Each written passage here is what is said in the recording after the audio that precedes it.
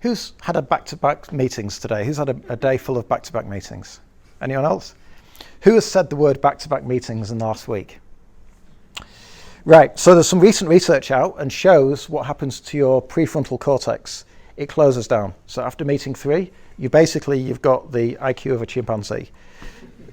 The problem as well is you don't have, you then make poor decisions, you become stressed, the cortisol comes up. And there's something we can do about this, and I see it's endemic in every industry I've worked in. And so when you casually and unconsciously say, sorry, I'm late, back-to-back meetings, what that's telling me is you're overloaded. So we need to have strategies to change that. So we need to force white space, find white space between our meetings, have that courage, that stoic courage to say, I'm leaving this meeting early because I need some space. Cut meetings short.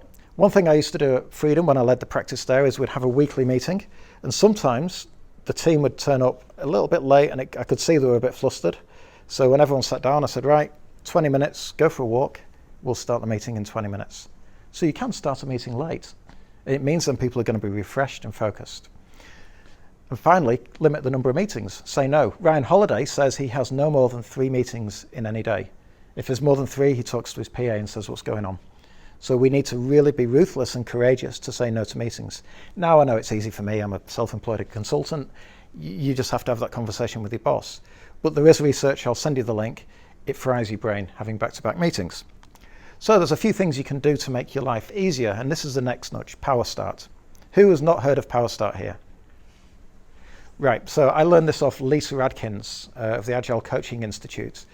And every single meeting I ever start, even today, I don't know if you noticed that first preamble, I talked about what the purpose was, what the outcome I was expecting, what you're going to get out of it, what's in it for me, how we're going to engage, and the different roles.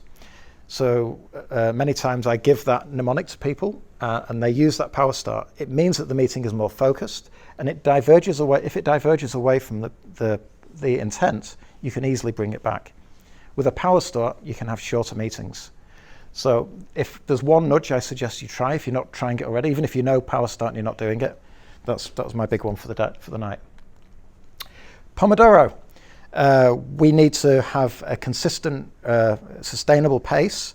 And unless you're in flow, what I would suggest, if you're working from home and you're working consciously, I would say take 25 minutes of work and then consciously take a 5-minute break. Then another 25 minutes, 25, 5, and then 15-minute break. And this is called the Pomodoro technique. Pomodoro, Italian for tomato, and you can use one of those timers, or you could just get the app. It's something I've done since I was at school studying. It's a really great technique. Just pressing on doesn't help. It doesn't necessarily mean you get getting any further forward.